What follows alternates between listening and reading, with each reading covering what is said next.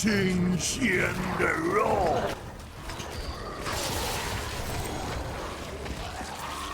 大家好，欢迎来到环太平洋，我是小环。继上次的古毛召唤流派配装后，我针对生存的部分进行了优化，没想到发现了更新更强的配装跟玩法。大家是否还记得小时候电玩明星洛克人，平常一颗一颗的小小子弹射，集气之后就变成一颗大炮？我觉得玩起来跟这个有点像。那除了大炮之外，还可以叠加其他的增伤。增伤还可以累积哦，叠加出来的输出伤害是蛮可观的，我叫它元气弹。而且这套配装更舒服，续航力又高，攻击力也高，增伤手段也多，生存能力也是直线上升。遇到屠夫再也不用跑给他追了。我还没拿这套装备去打70以上的高层，主要是因为我装备的词条还没有洗满，迷因的数值也不是最好。对于手残党的我来说，70以上我要花很多心力去准备。大家好，欢迎来到我的频道，在这里我将分享各种游戏攻略、实测，还有实用小秘技，让大家能够轻松玩游戏。影片开始前，别忘了订阅我，这样你就不会错过我的新影片，也能鼓励我创作的动力。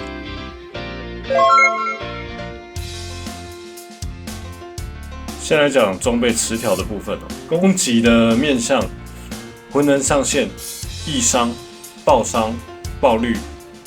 那在防御的面向上，减伤类、护甲还有生命上限。那建议可以的话，就直接用增伤，毕竟我们都有血雾跟骸骨风暴去打，所以建议的话都上增伤。那记得鞋子跟项链上唯一词条，移动速度一定要有。装备部分的话，头的部分我使用不死面容，那它的数值就不用再介绍了，其实就跟之前讲的都一样。那身体部分呢，我这次把身体换成骸骨风暴，那主要这个是可以给予我们那个保命的技能所使用。我们主要是要它的护盾，然后它的屏障有没有？就是每次伤害敌人会产生4%的那个屏障，这是一个保命技能。再搭配我们的血雾，其实在生存上面比较没有那么的不足。接下来在手套的部分，骨质精华，那可以看到我的这个骨质精华的百分比很低，因为我试了很多套装备，越洗的东西那个数值就越低，但是我就用这个低数值打出很高的伤害。那在裤子方面一样，是选择保卫者。如果说你有鬼迷心窍，如果有的话更好。鞋子我使用是那个骷髅法师数量上限增加，因为这次的话我们就没有带骷髅战士数量上限增加。我相比骷髅法师跟骷髅战士呢，我觉得骷髅法师给予的效益会比较，对我来说比较大一点。不过这还是看大家因为我觉得骷髅法师它除了增加我们的蠕虫数量之外，它还有回魂的效果，我觉得这对我来说是不错的。接下来是武器方面呢，在我们的主手武器我们就换成镰刀。那单手镰刀它也有击杀生命恢复。那名义的话，使用尸体触须，可以看到这数值也是最低的。那在我们的那个项链上面就使用分裂。那这个尸体触须待会会介绍，在操作的时候介绍我们怎么去使用它。2个戒指，第一个戒指就是血肉骷髅，这就是标准的回魂能用的。那接下来是安魂曲。安魂曲主要是我们要把精魂的上限往上提升，把它拉高。那可以看到我这个是提高3而已啦，一个提高3而已，其实是要洗到5，但我这个上次不小心5的被我洗掉了，所以这个也蛮难打的。副手的部分可以看到这边我使用消耗一具尸体会使下一次核心技能伤害提高10%，也就是说我消耗一个尸体，那你的那个骨毛核心技能骨毛嘛就会提高10%，那最高提高50%。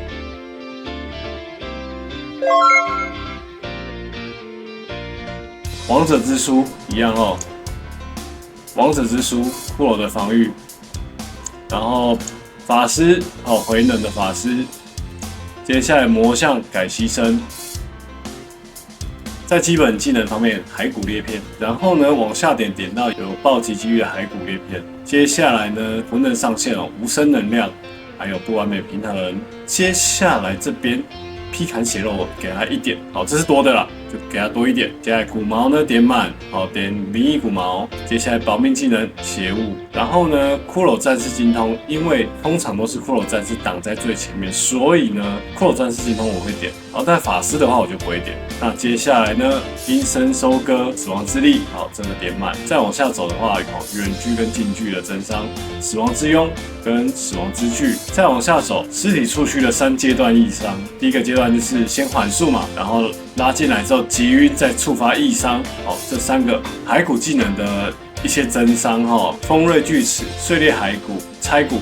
3个点满，那我们再继续往下走。大绝呢，骸骨风暴、强烈骸骨风暴跟终极骸骨风暴，好，这主要是保命技能。细腹精华，还有死亡防御、激励统帅。那最后面呢，一样骨质精华。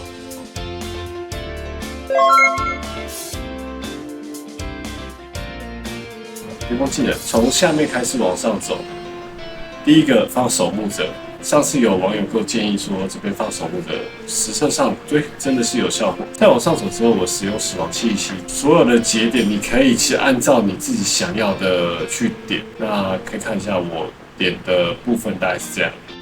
如果你需要我的巅峰盘配置的话，直接按暂停去参考也可以。那雕纹响孔的话，使用控制。那接着往左边这边。骨毛用的巅峰技能接骨点的状态大概是这样。那我们的雕纹的话，我们使用的是精华。再往右边这边走过来的话可以看到我所使用的是吞噬血肉。那你可以看到它也是一样，消耗5具尸体会使你的伤害提高40%乘法。那跟我们刚刚的名印传奇的名印50%。那但50%是常驻的哦。这个吞噬血肉的 buff， 它会在6秒内结束。这边的雕纹是使用那个剥削手段。那最后一个邪教首领，那点过来呢，我只需要它的这个雕纹的响孔，然后使用暴饮者。那其实，在我们的巅峰盘上面这设置肯定不是最好的，但是就是我目前来说，我觉得这个很舒服。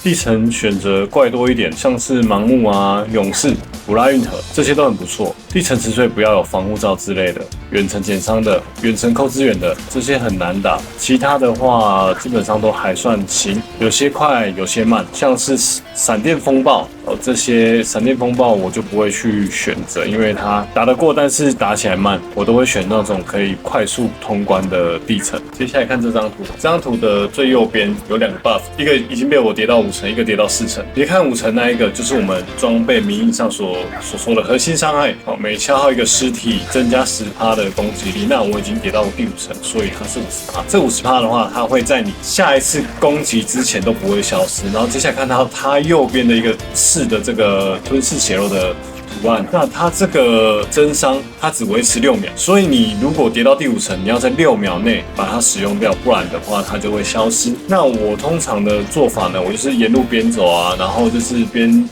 集气啊，有尸体就直接复苏骷髅，然后边集气，然后集到5颗，然后就一次放出去。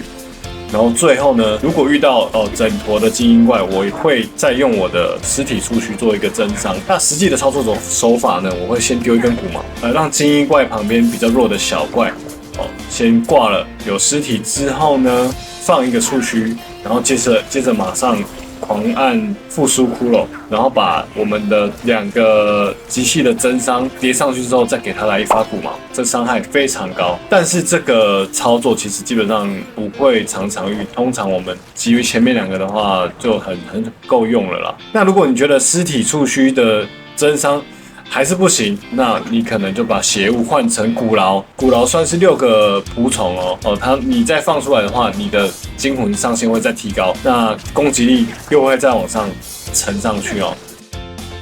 今天的影片就到这，希望本次的内容有帮助到你，请记得订阅我，我们下次再见，拜拜。